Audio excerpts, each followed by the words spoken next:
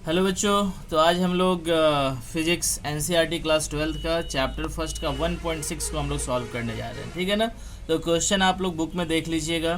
ठीक है, फिर भी मैं यहाँ पे समझा दे रहा हूँ क्वेश्चन में क्या दिया हुआ है। क्वेश्चन में 4 चार्ज पार्टिकल दिया हुआ है और वो चारों चार्ज पार्टिकल स्क्वायर के कॉर्नर पे दिए हुए हैं। ठीक है ना। जिसमें से फर्स्ट ए, जिसको हम क्यू ए ज्यूम कर ले रहे हैं, वो 2 माइक्रोकूलम है। फिर सेकेंड जो है क्यू बी, वो -5 माइक्रोकूलम है। थर्ड क्यू सी, जो फिर से 2 माइक्रोकूलम है। और चौथा क्यू डी, जो -5 माइक्रोकूलम है। और उसके बाद इन चारों के कारण एक सेंटर पे, स्क्वायर के सेंटर पे 1 माइक्रोकूलम का चार्ज है, जिस पे हमें नेट फोर्स फाइंड करना है। ठीक है, तो ऐसे आप इसको समझ सकते हो। ठीक है, यदि आपके पास वेक्टर का कॉन्सेप्ट है तो कि इस पे जो फोर्स लगेगा वो जीरो लगेगा। देखिए, पहले हम एक्सप्लेन कर देते हैं कि कैसे जीरो होगा, फिर हम इसको सॉल्व करेंगे। ठीक है ना। तो फोर्स फाइंड करने के लिए हमें 2 चार्ज पार्टिकल के बीच का सेपरेशन पता होना चाहिए। तो यदि हम यहाँ से इसको करें, पहले हम क्यू ए से सेंटर वाले को ओ मान लेते हैं कि ओ सेंटर है।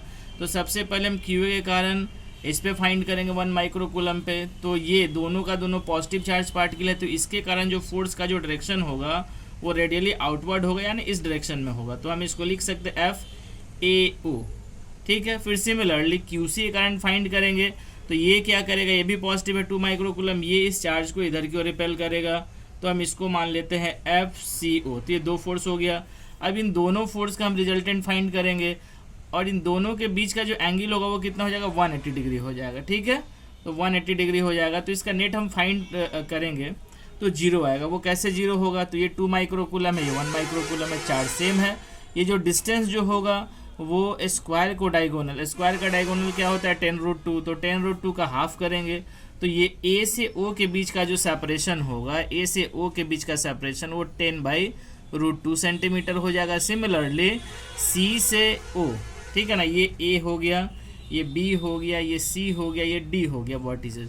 तो सी ओ भी क्या हो जाएगा 10/√2 सेंटीमीटर। तो आप यहाँ पे देख सकते हो कि फोर्स सी ओ आप फाइंड करोगे या फोर्स ए ओ आप फाइंड करोगे, इसका मैग्नीट्यूड जब आप फाइंड करोगे तो इसका वैल्यू कितना हो जाएगा, K Q A into Q O upon distance का स्क्वायर, यानी 10/√2 का स्क्वायर हो जाएगा।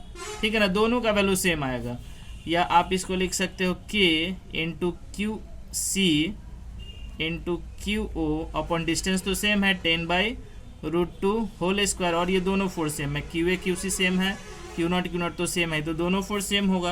अब जब हम इसका रिजल्टेंट फाइंड करेंगे, इसको हम F1 मान लेते हैं। तो इनके बीच का एंगल कितना है, 180 डिग्री है। तो 180 डिग्री है तो रिजल्टेंट जो हो जाएगा F C O minus F A O. यदि आप वेक्टर पढ़े होंगे तो आपको पता होगा कि रिजल्टेंट फाइंड करने के लिए हम लोग फॉर्मूला क्या यूज़ करते थे, A square plus B square plus 2ab cos 180 degree होगा। तो कॉस 180 डिग्री हो जाएगा तो ये हो जाएगा फॉर्मूला में a माइनस बी।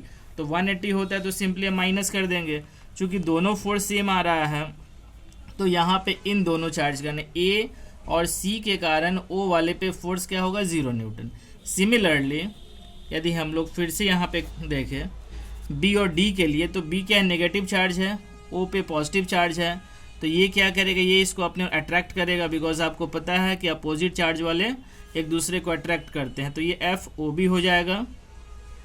और सिमिलरली डी पे फिर -5 कूलम है, तो ये भी क्या करेगा, 1 माइक्रोकूलम को अपने और अट्रैक्ट करेगा।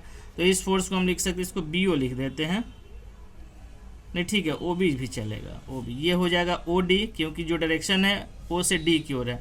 अब इस फोर्स को फिर से हम फाइंड करेंगे यदि इनका मैग्नीट्यूड, तो एफ ओ बी का जो मैग्नीट्यूड होगा ये बिल्कुल सेम होगा एफ ओ डी के मैग्नीट्यूड के, और इसका वैल्यू कितना हो जाएगा, के 5 microcoulomb into 1 microcoulomb upon distance का स्क्वायर। तो डिस्टेंस अभी हमने आपको बता दिया है कि डायगोनल का हाफ हो जाएगा, तो 10/√2 का होल स्क्वायर। ये हाफ ले रहे हैं क्योंकि यहाँ से यहाँ तक ये हाफ है। ठीक है, तो ये सेम आप सॉल्व कीजिएगा तो सेम आएगा। फिर से इसका हमें नेट फाइंड करना पड़ेगा, तो हम इसको F2 मान लेते हैं। तो F2 का मैग्नीट्यूड यहाँ पे आप फिर देखो तो दोनों फोर्स के बीच का जो एंगल होगा फिर से 180 डिग्री होगा, और 180 डिग्री में हम क्या करते हैं कि हम माइनस कर लेंगे। तो F O B minus F O D का मैग्नीट्यूड, चूँकि आप अभी देख रहे हो कि दोनों का वैल्यू सेम है, तो फिर से यहाँ पे क्या आ जाएगा, 0 न्यूटन। तो अब यहाँ पे ओ पे 2 फोर्स लग रहा है, एक F1 लग रहा है और एक F2 लग रहा है।